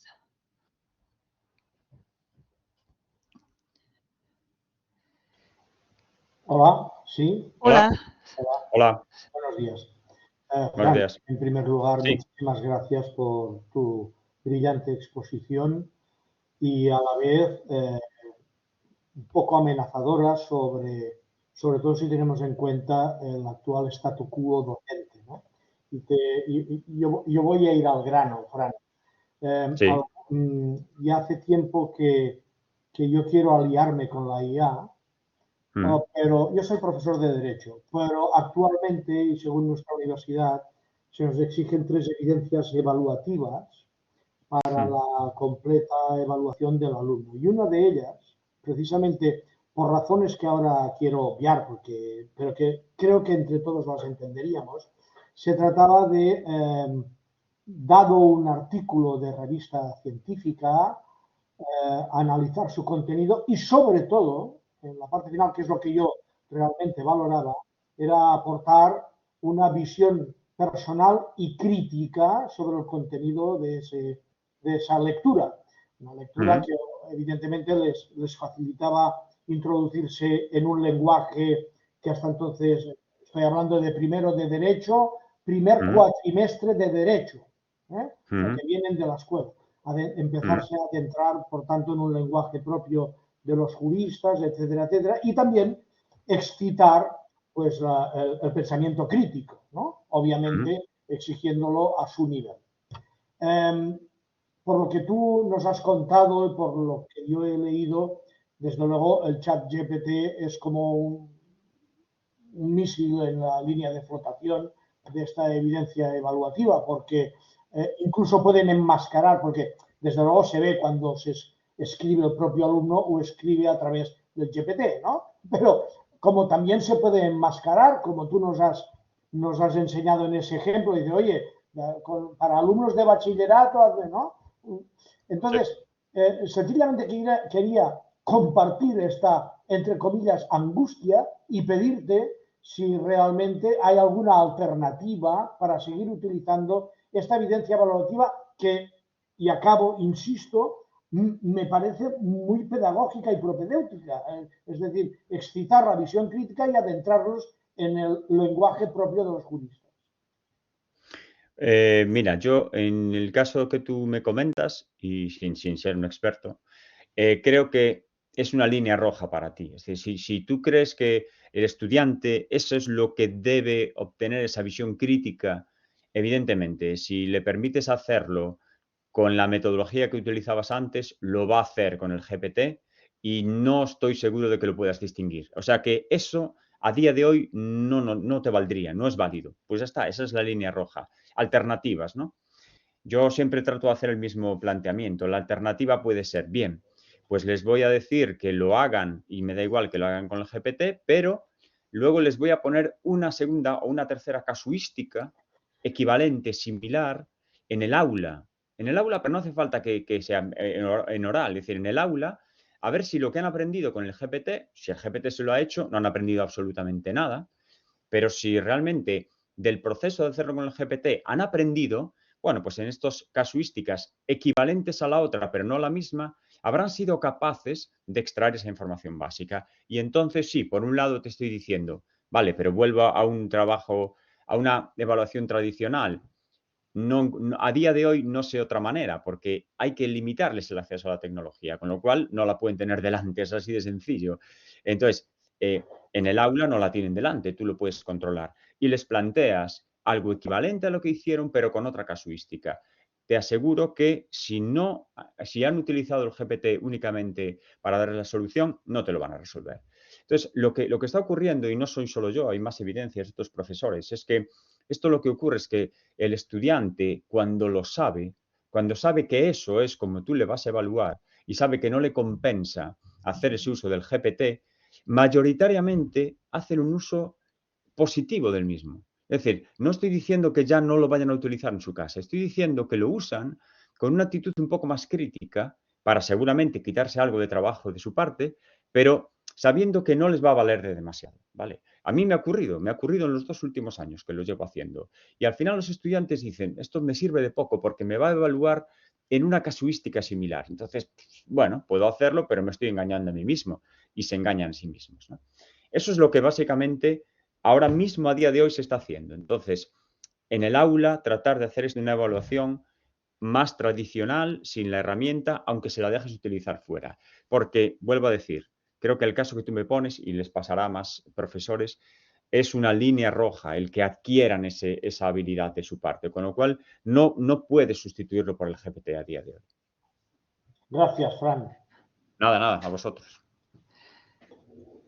Vale. Después hay una pregunta en el chat de Josep, ¿se puede pedir al chat GPT que te corrija un informe, una práctica que presenta un estudiante? Se puede, pero lo que no es legal, bueno, no va a ser, ¿vale? Porque la legislación de la IA está todavía en marcha, ¿no? Va a ser que tú utilices directamente su evaluación para, por ejemplo, si esa evaluación luego la utilizas, pones una nota y esa nota le impide pasar al siguiente curso porque ha suspendido, eso no, el alumno te puede, si se entera, o el centro te podrían denunciar por eso. Sí, eso no se va a poder hacer. Eso es una práctica de alto riesgo. Por eso lo que os comentaba del concepto este de human in the loop, eso no creo que lo podamos evitar, al menos en Europa, ¿vale? Lo que quiero decir es que tú podrías corregirlo, técnicamente es posible, estoy seguro de que sí, sobre todo porque yo lo he probado. Yo he probado a decirle, estos son mis criterios de evaluación escritos allí, ¿vale? En un programa de ordenador. Pues tal parte cuesta esto, corrígemelo. Y la evaluación era bastante buena, quiero decir, no sé si yo la habría matizado, esta era una prueba. Pero yo esa nota que me salió de allí, yo no la puedo trasladar automáticamente. Entonces, claro, aquí entramos en el siguiente juego. ¿Y quién se va a enterar de si la traslado automáticamente? Nadie. Pero que sepas que si la trasladas automáticamente, la responsabilidad es tuya, como si lo hubieses corregido tú, ¿vale? Con lo cual, pues sí, lo puedes hacer técnicamente, pero legalmente eso es alto riesgo. Está en el borde del que no.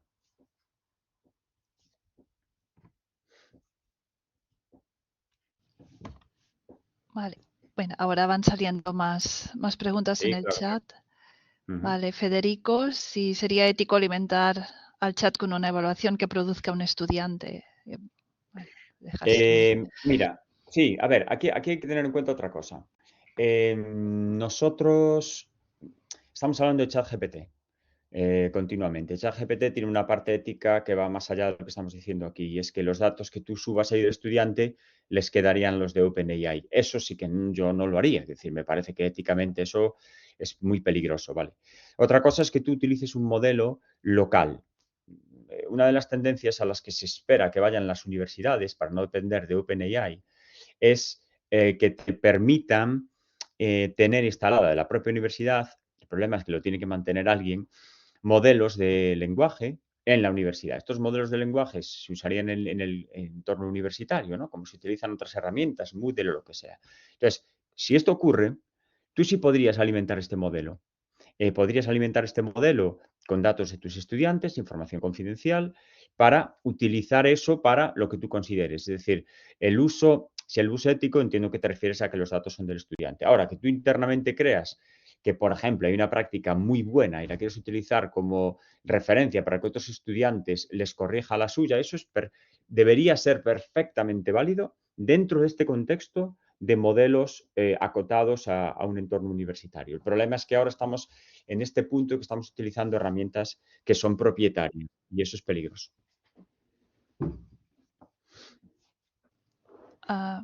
Me parece que alguien había levantado la mano, pero Sí. a ver, Cristina, a lo mejor. No. Bueno, si no hay otro comentario en el chat, Manel comenta si puedes decirle a la IA que busque los errores del programa para luego tener una guía para corregir. Esto sí que Sí, podría, totalmente. ¿no? Sí. Sí, esto sí. De hecho, esto, a ver, tú lo puedes utilizar. Lo que quiero decir, los errores de un programa, si subes un programa y vuelvo al GPT, pero el programa no lleva datos de la persona de que es, pues eso no tiene mayor problema, ¿no? Es un código. Tú le dices, oye, este código, dime qué errores hay aquí, en función de esto corrijo otros. Eso sí es totalmente válido. De hecho, estas son el tipo de ideas que son muy valiosas para otros profesores, ¿no? Porque a lo mejor el uso del GPT para este tipo de cosas a otro no se le hubiese ocurrido, lo usa. Tened siempre en cuenta el matiz de la privacidad de los datos. Pero dicho eso, aquí lo importante es probar estas metodologías, pensar en ellas y seguramente en unos años estará todo mucho más estable.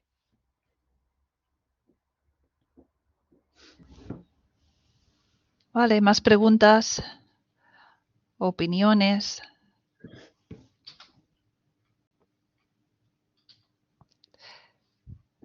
Mirad, yo una cosa, mientras salen más preguntas que también os puedo comentar, tiene que ver con...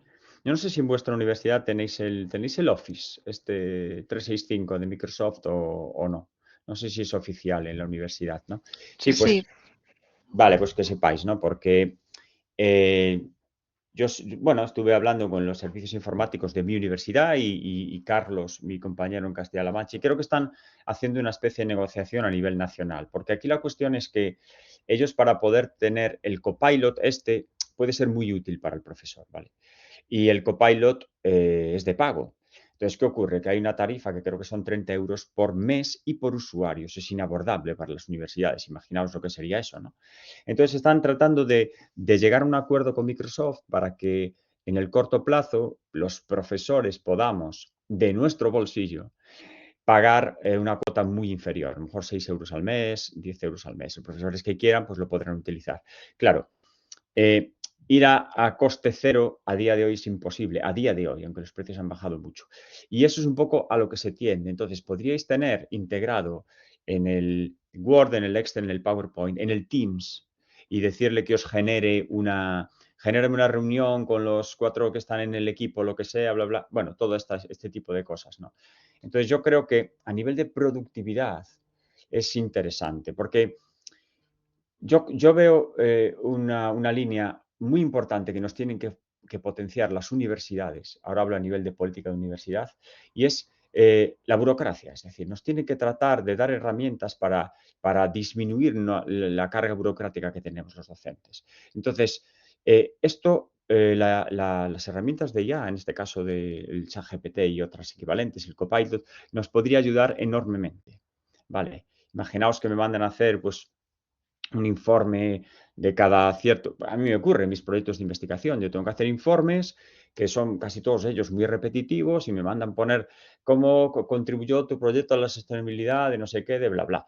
Este tipo de cosas, este tipo de generación de documentos repetitivos, lo podríamos aliviar en gran medida con el uso de estas herramientas. ¿Vale? Esto no gustan los estamentos que hay por ahí arriba, porque dicen, pero el informe te lo pongo para que me lo hagas tú. Y tú le dices, ya, pero es que no tengo que andar haciendo 100 informes. Entonces, ahora hay una herramienta que los haga así, pues la vamos a utilizar. Entonces, estamos en la pelea de que a lo mejor mediante esta vía de llevar al absurdo que, mira, la cantidad de papeleo que me mandas a hacer y yo te lo devuelvo hecho por una máquina, el papeleo disminuya. Vale, parece un contrasentido, pero ha ocurrido en otros sitios y tiene un poco este efecto, ¿no? Entonces, nada, era por comentarnos que a nivel de docentes nosotros podemos hacer cosas, yo os puedo contar, las podéis probar, pero a nivel de política de universidad también hay que hacer muchos avances para que la IA la podamos realmente utilizar los profesores pues en un marco que no tengamos que hacerlo todos nosotros.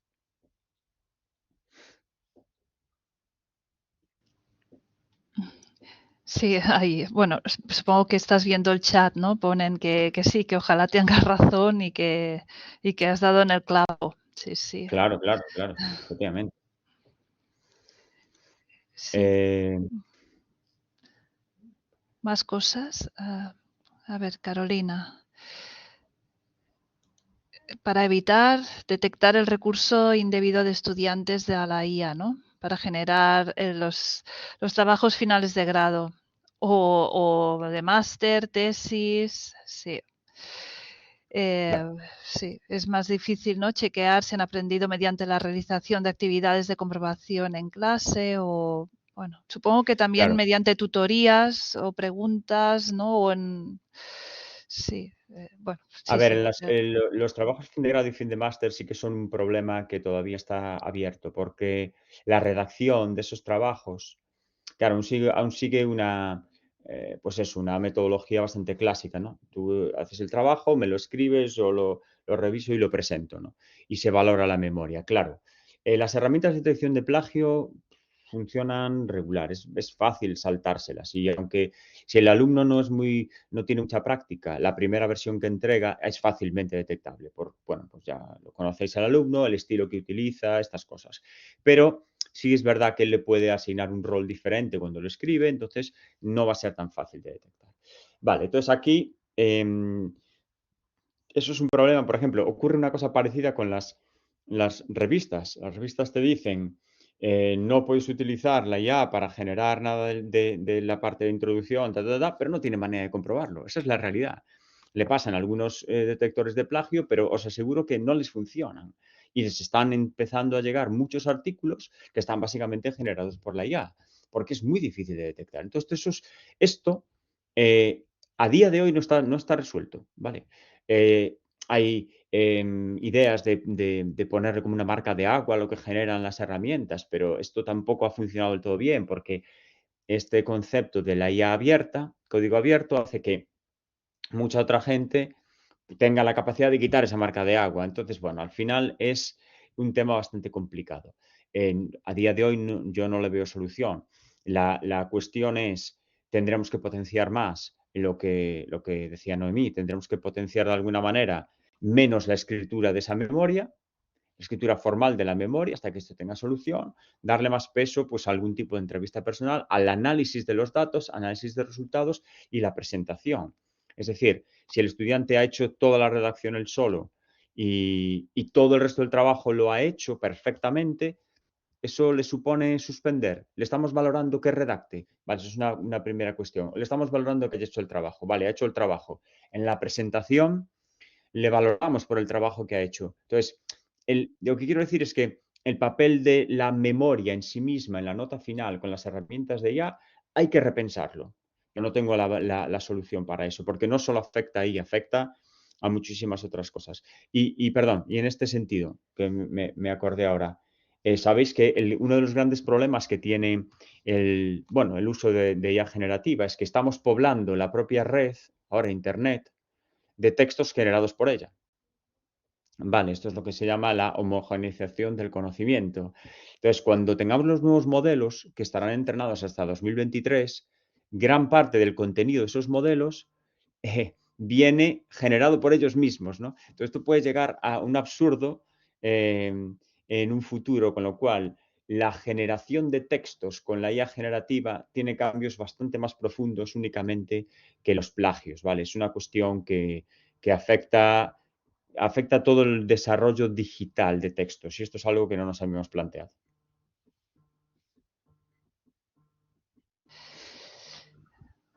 Vale. Después Monse pregunta sobre la aplicación del Copilot en la generación de código. Como profesor de programación en primer curso de informática, ¿qué te parece su uso? Si lo has integrado en tu asignatura. Entiendo que estamos hablando del GitHub Copilot, porque el Copilot de Microsoft, bueno, no sé si hace eso. Sí. Pero sí, el GitHub Copilot a mí me funciona muy bien. Pero claro, lo utilizo con estudiantes. A ver, yo imparto una asignatura de primero, ¿vale? Me pasa un poco parecido al profesor de Derecho que habló antes. En la asignatura de primero, mientras no cambie el mercado laboral, incluso os diría la estructura de mi titulación de ingeniería, lo que yo les enseño en primero de programación es tan fundamental que lo tienen que saber, lo tienen que tener en su cabeza. Y no hablo de aprendizaje memorístico, hablo de que tienen que comprender cómo se hace un algoritmo, por ejemplo, ¿vale? Y eso lo hace el ChatGPT y el GitHub Copilot estupendamente. Entonces yo no se lo puedo dejar utilizar. No les puedo dejar utilizar eso. Entonces tengo que utilizar herramientas que por ahora para mí son el uso en el aula, el hacer defensas y el uso en el aula me refiero a que en el aula ellos tienen que hacer el examen en el aula, no me puedo arriesgar a que me lo hagan, ¿no? Entonces, si eso cambia dentro de 10 años y todos los trabajos realizados con la informática no tienen que saber programar, pues yo tendré que cambiar mis metodologías. Pero a día de hoy no es así. Y esto lo enlazo con lo que decía. Además es que les lleva un tiempo aprender. Un cuatrimestre incluso es poco tiempo. Yo necesitaría un año entero para que ellos pudiesen tener las estructuras mentales de lo que es hacer un algoritmo y este pensamiento abstracto. Vale, dicho esto, esa herramienta funciona muy bien y yo no la utilizo con los alumnos de primero. No les permito utilizarla para evaluar mi asignatura, porque me rompe todos mis esquemas actualmente. Pero los alumnos de máster, yo tengo aquí un máster de inteligencia artificial y vienen alumnos de muchas especialidades. Algunos que no saben programar o que han programado muy poco. Y algunas de las cosas que les pedimos hacer implican programar. Estos sí usan GitHub Copilot, porque ya no es parte de mi preocupación que sean grandes programadores, ¿vale? Ellos van a utilizar la inteligencia artificial. Entonces, sí es importante que sepan analizar lo que hace el programa. Y sí es importante que puedan conocer los pasos que tienen que hacer para resolver un problema. Eso sí, y el GitHub Copilot les genera soluciones específicas a esos pasos. Perfecto, eso se lo dejo hacer. Yo se lo dejo hacer y me funciona muy bien porque, por ejemplo, este año, os lo pongo como ejemplo, yo siempre planteaba un reto, en mi caso de robótica, y nunca lo conseguíamos resolver en el robot real, porque era complicado. Entonces, había algún alumno que venía de informática y llegaba casi. Este año lo ha resuelto la mitad de la clase, utilizando el Copilot. Porque esas partes individuales que yo les pedía resolver, el Copilot se las ha hecho y ellos han sido capaces mayoritariamente de ordenar los pasos y ponerlo en práctica, ¿vale? Con lo cual, es una herramienta muy interesante, me funciona muy bien, es muy útil, yo diría para un nivel un poco superior, ¿vale?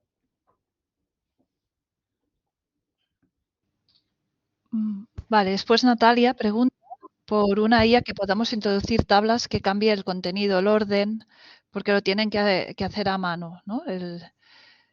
Sí. Para cambiar información.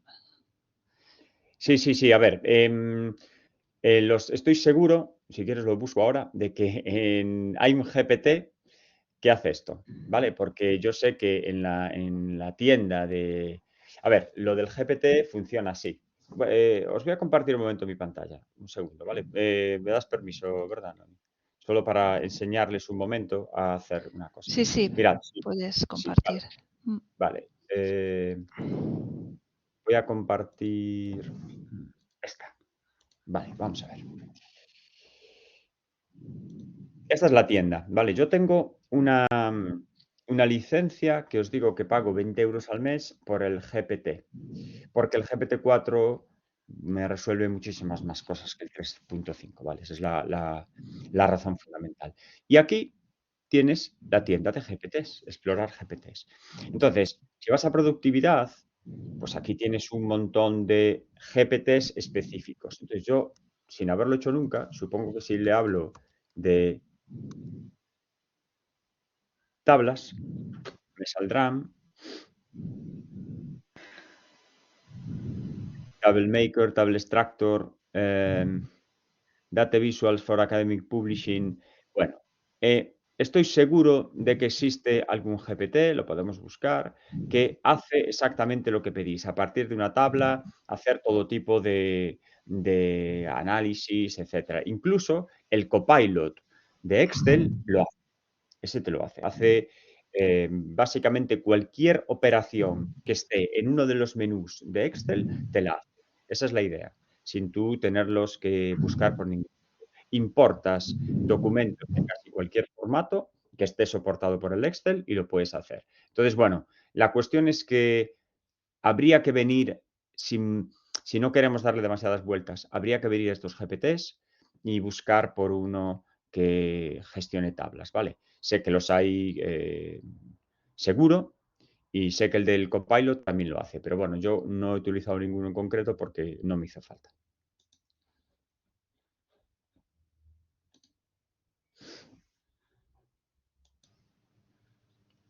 ¿Qué más por ahí? Vale, a ver.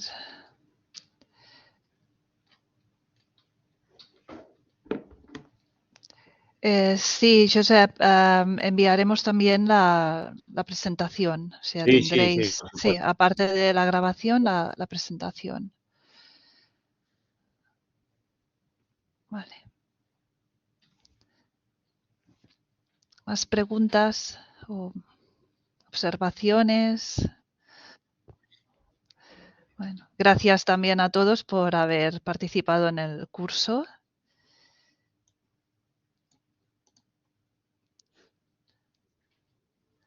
Bueno, pues si no hay ninguna pregunta más, pues lo dejamos aquí, Fran. Muchas gracias. Muy interesante.